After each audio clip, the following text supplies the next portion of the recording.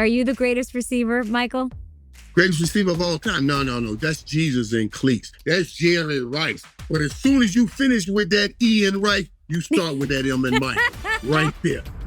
Hey, everybody, and welcome into the Netflix Sports Club podcast. Today is going to be special. I'm your host, Kay Adams. We have some incredible episodes. We've talked to some absolute superstars, dynamic game changers, and all of that. But there is only one Michael Irvin. He's a legend, and he's, of course, featured and a big star in America's Team, The Gambler, and his Cowboys, someone I appreciate and know very well, who always speaks his mind. You're about to get a load of the 90s and America's Team right here with Michael.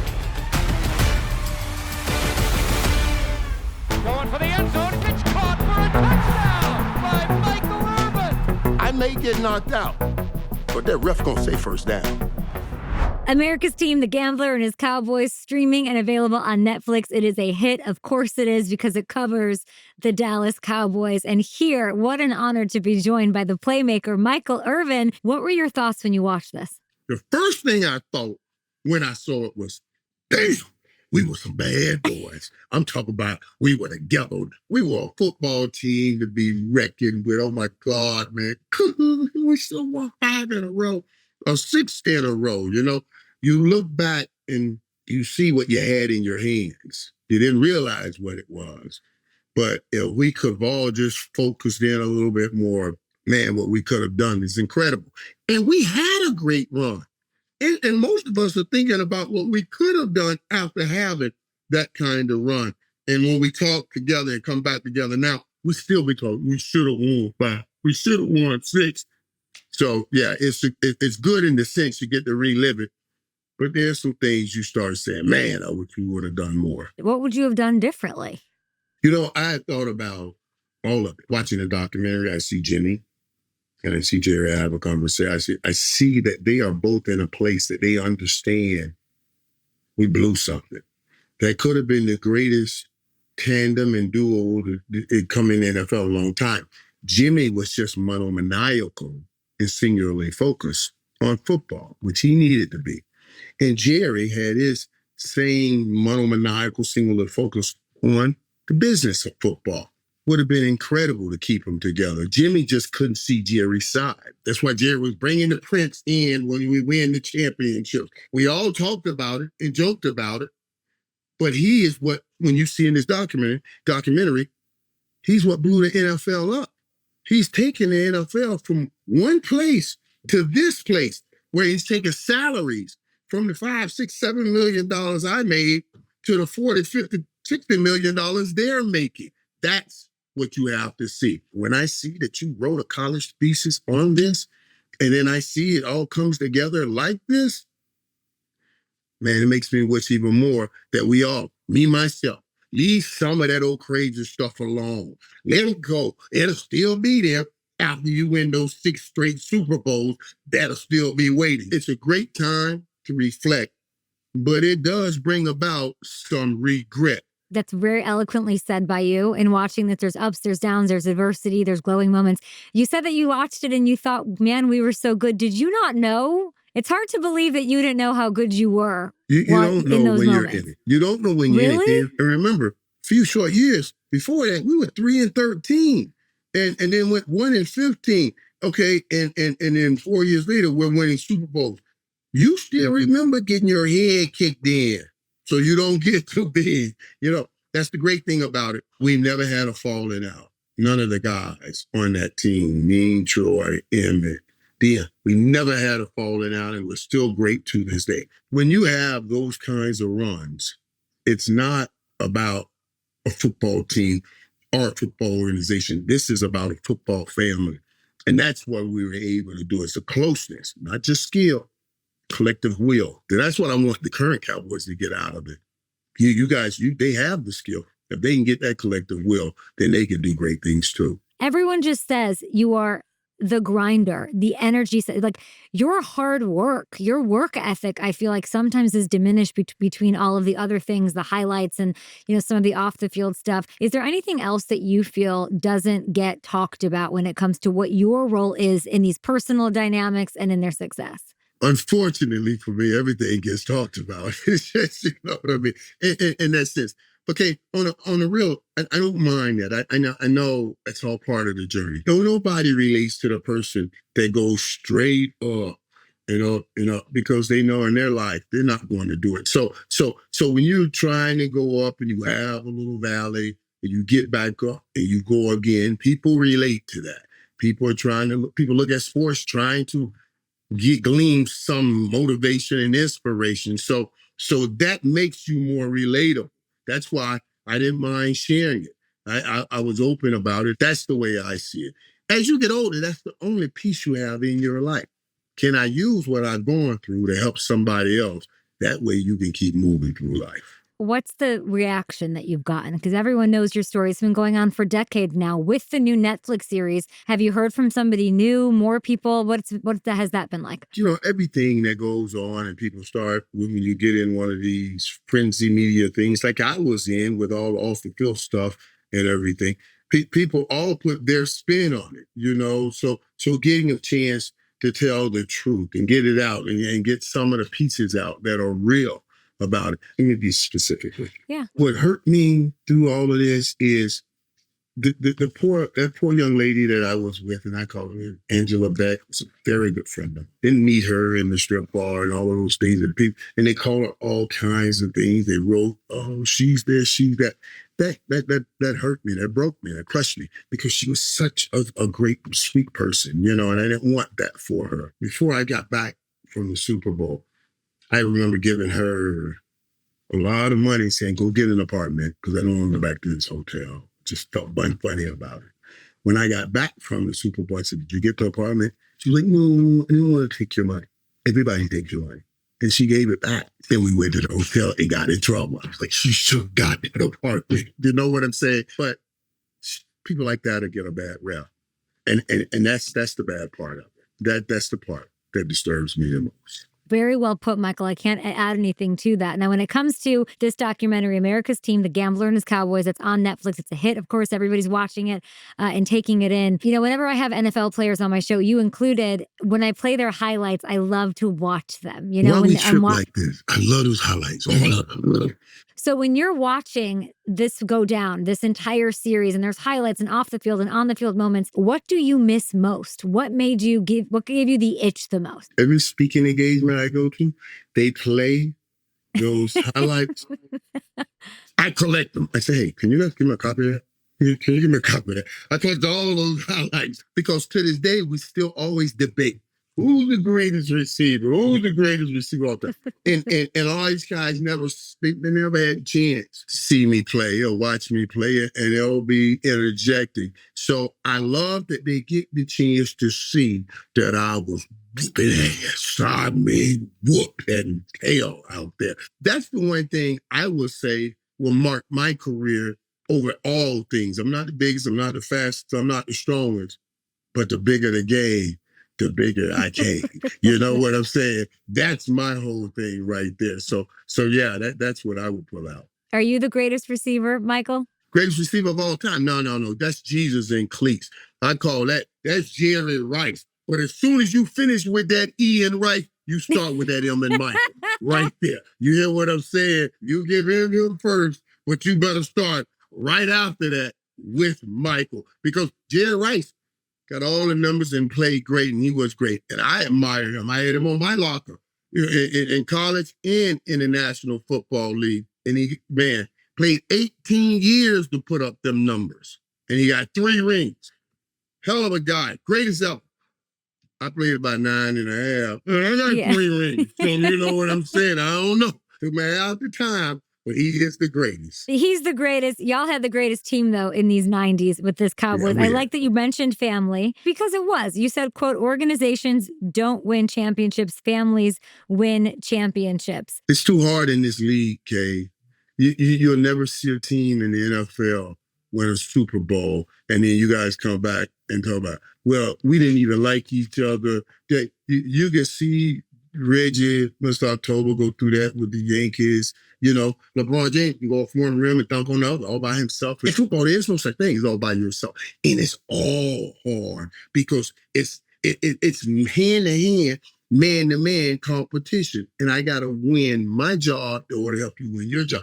It's too hard. You cannot win championships without being a family. Families have dynamics, different relationships that make up that family. How would you describe the evolution of you and Jerry and what that dynamic is now versus then? I just won receiver of the year. I was negotiating with Jerry, and I said, Jerry, listen, I want to be highest paid. And Jerry Rice was the highest paid.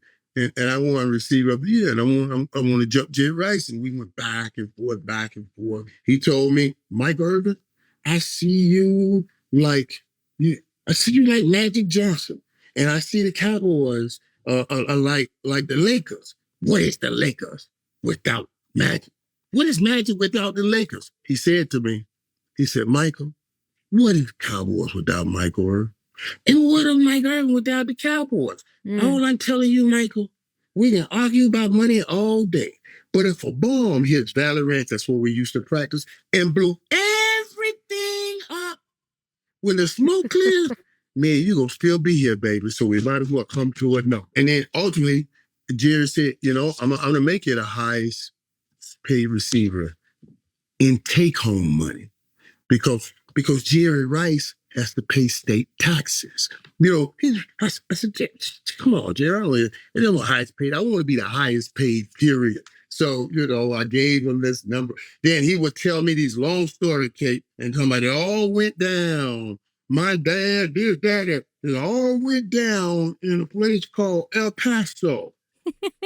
I said, what they got to do with this? He'll slide the paper and say, El Paso on that number. But the one thing he would always say to me is, Michael, we'll be doing deals forever because we're family. So I appreciate him teaching me and helping me. When I first started this, Jerry said to me, you should sit in on all negotiations. He said, Mike, for where you're coming from and the type of numbers we're going to be talking about, you make sure you get used to talking these numbers. I thought that was brilliant advice. And I sat in on every negotiation because you got to take control of your future. Because it's America's team and because this team is in the zeitgeist of the NFL, it means something. You're going to be taken care of further in your career on TV with brands, Correct. With money, with dollars and over. Why is that still valid? You can't water it down because it's the reality of what it is. But why? How is it still that without championships? How? Because people have such a love for the Dallas Cowboys. It blows my mind. I don't know why I still get paid millions of dollars to sign autographs. I hadn't got a touchdown in 25 years. What are we doing here? 30 years, you know what I mean? But it's still, I'm thinking, I say to myself, I had to have signed everything in the world by now. Where does this stuff keep coming from? But it does, you know what I mean? It does. If this team never wins a Super Bowl again, is it still America's team forever? Here's my fear, and here's my scare. It's been 30 years. In the Bible, 40 years stand for a generation. We cannot skip a generation. They're at critical mass. The last 2 years, they have to win because if you skip a generation, that generation of Cowboy fans never feels the glory of a championship story. That makes it difficult for you to love what you never felt. We have until 2030 to win a ring. That's it. And then it's over. And they then can't skip a generation. You cannot skip a generation. Is that what you think, or does Jerry share that sentiment too? That's my thought. I've shared it. But trust me, if I'm sharing it, he's heard it. And this is why, honestly, and Kate, that's a valid question you asked. Because I considered all of these things when I was pushing to get Deion in here. Now I'm a back Brian Schottenheimer, and I met him and I like it. I love what he's doing. But we got to get something done. In this next 10 years, you got to be in some Super Bowls or we're risking the history of this great franchise. Tell me why Dak has it. We have all the weapons. You like Shoddy. He's been there around the team. I hear he's a great energy guy. Why is Dak the guy? Pressure does one or two things. I tell people, it makes the good fold, but it makes the great focus. It's what I think the Cowboys have done over the last few years to get in the game pressure situations like playoffs, like the Green Bay game and those San Francisco games. and they don't have that keen ability to focus. I had a conversation with CD about even last time they played in Green Bay, they played a Green Bay game, and Dak missed them on a slant route, and they were pretty upset all game, and they were not together. And I was like, you'll never win this way now. Come on now. And so I think in those situations, the pressure situations, when pressure is most, we have to be the most calm. And that hasn't been the situation. People fall apart. We see those kind of arguments where that's the place they cannot happen because they're taken away from your team and they're gassing up the other team. Look at them, they're arguing over there. We got them now. These things matter. A lot of legacy moments for you, for all of these guys with Aikman, Deion, everybody. What do you see as Jerry Jones' lasting legacy? That's why I love watching the documentary because I see his journey, from the college thesis, talking about the broken system in the NFL and now accomplishing all he did in the NFL, going from a place back then where CBS was saying, we can't pay these rates to just now getting $140 billion, $30 billion. Right? That is Jerry's legacy. Lightning never strikes twice in the same place. Lightning struck right here in Dallas in 1960 and blessed us with the Tom Landry, somebody that took it from its infancy and made it America's team. But in 89, Lightning struck again in the same place with the Jerry Jones, who stood on Tom Landry's ceiling, made it his floor, and took that thing skyrocket higher. To me, like the broadcasting part he's been so huge in that, him along with, of course, Mr. Kraft, but like it's unbelievable what he's been able to accomplish, not just for his team, like what he's done for the NFL as well. I think that's super important. It's incredible. It's incredible. And that's why everything, salaries skyrocketed, everything has skyrocketed because of that same old college thesis that he had about the broken system of the National Football League. And I do business now in everything I go in with that mentality. What are revenue streams that we're overlooking? Look how many revenue streams the NFL was overlooking that he created. That's how I go into every business I go in, to what revenue streams are we overlooking and other ways we can make this grow. I love the documentary. I feel like you love it. Is there a favorite part you want to share before you go? What part made you maybe happiest? Well, first of all, the first Super Bowl is always the greatest. But looking at the documentary, I love that it goes back, it shows where I came from. And a lot of people, when I say I have 15 brothers and sisters, they have a picture of the whole family right there, getting drafted. Those things I love because I look back and see, my family has been with me all the way through it. They went through all the Super Bowls. When I was born, I'm the 15th of 17. My mom said she was crying so hard because she was like, oh my God, I don't need another kid. We don't need another kid. We have no money. We have nothing. And she said, God put his arms around her in church and said, fret not. This will be the one that will make your latter days greater than your former days. I heard this every day of my life, every day growing up. And I'll never forget, through the Cowboys, through it all, when I was laying my mom to rest, that's the last thing she said. She said, baby, she said, God told me you'll make my latter days better than my former. And you did that. We went to Super Bowls. I took her to Hawaii. We went everywhere. That's the greatest of it all. Being in that moment. I was taking them to Hawaii for the Pro Bowl, and her and my Aunt Fanny, I would give them stacks of money and say, here, you guys, take this and go shopping. Take this and go shopping. They always go shopping, come back to me and say, baby, we spent all that. I'll give them some more. And then they'll come back. We get ready to leave. They'll say, we spent to give us something. I give them something to go home. And then I get back home and look at the bill. They put everything on the credit card and took all the cash. You know what I'm saying? And they do this. And Well, was it's family, like you're saying. Right, Family is but- everything. So you've got right, your and I football knew family it. with the Cowboys. Right. You took care of your mom. Right. And I love And that side of the family, and And I that's love what it. it's all about. And you should be proud of that, Michael. You It- really it- should be. it- And I have to say, I tweeted, what should I ask Michael Irvin? And everybody, thanks for following and chiming in at Netflix Sports. And a lot of it was, does he remember picking me up and helping me hit a basket when I was 5 years old? Does he remember? So you're talking about all these signatures. Hey, Like you that's really so made beautiful, Kate. people's day every day for 30 plus years, Michael. It's Right, just Kate, true. and you know what? Kate, I promise you, I swear to you, I said that the other day. I get so many kids that are grown men that say to me, I was at the game and you were walking by and I was just a kid, I was crying, and you came back and signed my autograph, took a picture, and they'll show me that picture. Dude, I'm talking about, I get that all the time. And that kind of tells me that God's still here.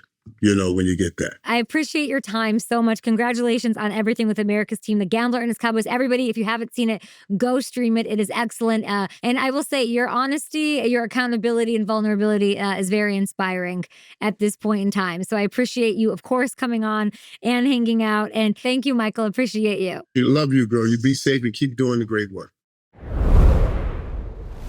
Big thanks to Michael Irvin for his time. He's a vulnerable person, and that's something that's hard. And he's been through a lot, and he's made mistakes and his ownership of them. And he is a special person on and off the field. So appreciate him. Appreciate really all the fan engagement too. You guys telling us what you want to ask Michael Irvin. I'm so appreciative at Netflix Sports across all socials. Thank you for commenting. And you can leave a comment too on SpeakPipe. Go to speakpipe.com/Netflix Sports Club. Tell us where you're watching, how you're listening, what you're enjoying. And by the way, if you can't get enough of the Cowboys, and who could, you can tune in to the NFL Christmas Game Day Live. This is unbelievable. I cannot wait. The Cowboys take on the Commanders on Christmas Day, Lions and Vikings as well. So much NFL action across Netflix. So follow on at Netflix Sports across socials, and let's get it going as we are well into the football season in 2025.